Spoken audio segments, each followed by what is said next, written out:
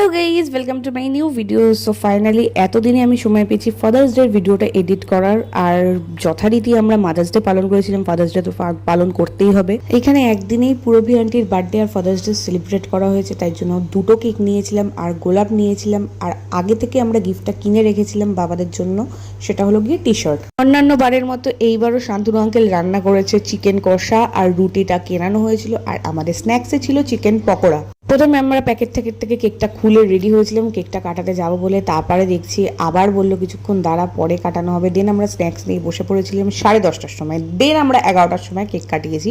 প্রায় 1 ঘন্টা পর ফাদার্স ডে শেষই হয়ে যাচ্ছিল।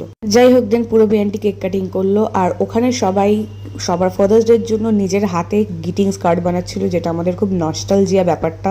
কম বেশি সবাই ছোটবেলায় এই জিনিসগুলো করেছিলাম। তারপর গুনগুন, শান্তনু আঙ্কেল আর ভাইয়ের মারপিট দেখে খাওয়া দাওয়া করে বাড়ির দিকে ব্যাক করেছিলাম। ভিডিওটা ভালো লাগলে লাইক কমেন্ট শেয়ার করে দিও।